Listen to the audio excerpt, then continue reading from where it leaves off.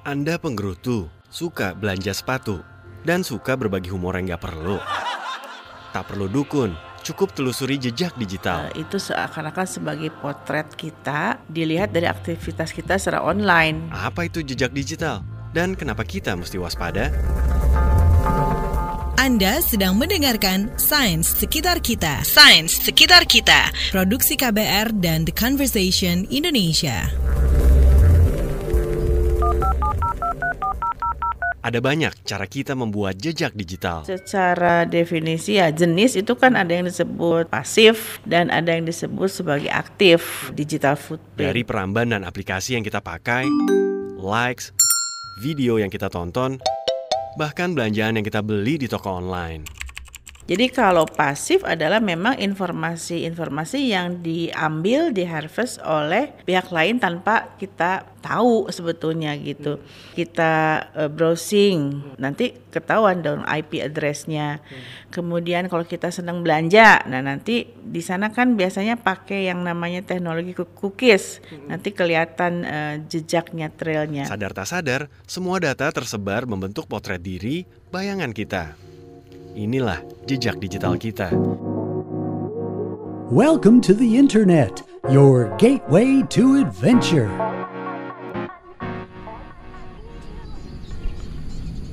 Kami menjumpai Sinta Dewi Rosadi, Profesor Hukum di Universitas Padjadjaran Bandung, yang telah menulis puluhan makalah ilmiah bertema keamanan digital dan perlindungan privasi. Semakin kita berbelanja banyak, data kita semakin terlihat. Kemudian melalui kegiatan melalui sosial media di Facebook, Twitter, Instagram dan lain sebagainya. Sharing foto, video dan lain sebagainya itu bisa menimbulkan potret kita lebih terlihat. Jadi permasalahannya itu kan masalah surveillance. Bagaimana kita itu diawasi oleh berbagai macam pihak. Data pribadi inilah yang dimanfaatkan hampir semua penyedia jasa internet semacam Google, Facebook, Twitter, dan lain-lain untuk menjaring pengiklan, menjaring keuntungan. Bayangkan begini, Ani suka menonton, likes, dan memposting gambar sepatu di internet. Penyedia jasa akan memasukkan data Ani sebagai konsumen potensial sepatu. Tak heran, iklan-iklan yang Ani jumpai di lini masanya adalah iklan sepatu. Anda penyuka mobil, akan muncul iklan mobil. Anda pecinta pornografi, maka ya itu. Baik, Tina. Apakah ada pertanyaan lain tentang exchange program ini? Atau pernah lihat iklan ini? Semuanya sudah jelas, Bu. Terima kasih. Perempuan ini hampir saja mendapat beasiswa ke luar negeri. Kami sangat senang Tina sudah datang di interview terakhir ini. Kami sangat terkesan. Ya?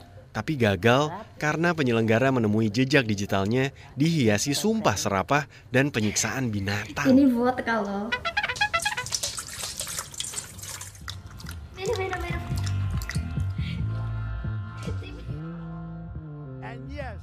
Di Amerika Serikat,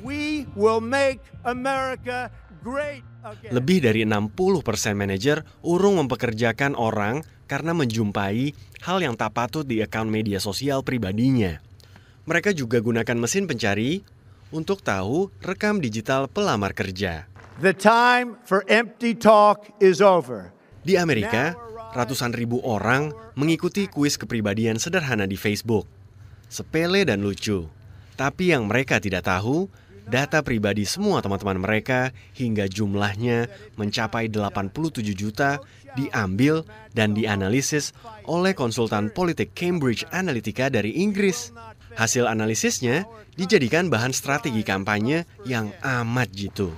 Your voice, your hopes, and your dreams will define our American destiny. Hingga mampu mengarahkan pemilik suara untuk memilih Donald Trump dalam pemilihan presiden Amerika pada 2016. Together, we will make America strong again. We will make America wealthy again. Pemilik dari Facebook kan sudah dipanggil oleh Kongres Amerika. And that was a big mistake. And it was my mistake. And I'm sorry. Kemudian perusahaan Cambridge Data Analytics-nya juga di Inggris sudah diinvestigasi begitu. Karena terbukti data Facebook user itu digunakan untuk kepentingan politik tanpa si pemiliknya tahu. Masih bingung juga? Gitu. Cek ilustrasi berikut. Contohnya gini lah, untuk 2019 misalnya daerah A gitu. Setelah dari data-data di Facebook kelihatan kan komentarnya. Sentimen misalnya saya ingin mendukung negara Islam misalnya. Nah itu kan direcord, diambil oleh suatu perusahaan, kemudian dianalisa profilnya sudah ada. Nanti si calon legislatif atau mungkin calon pemimpin gampang.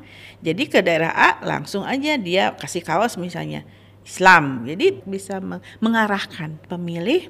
Sehingga itu yang sudah terbukti kenapa Donald Trump itu menang begitu.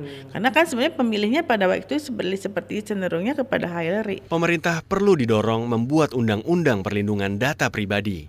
Dan kita bisa mulai berhati-hati dengan data dan aneka hal yang kita pajang di lini masa. Internet itu kan harusnya menjadi potensi untuk kita menjadi lebih demokrasi, potensi ekonomi kita lebih maju. Karena menurut laporan dari Bank Dunia, misalnya internet aksesnya naik, itu economic growth-nya itu akan naik. Sains Sekitar Kita. Sains Sekitar Kita. Produksi KBR dan The Conversation Indonesia. Temukan lebih banyak artikel menarik lainnya seputar sains di laman theconversation.com. Sampaikan juga kritik atau saran Anda ke redaksi@theconversation.com.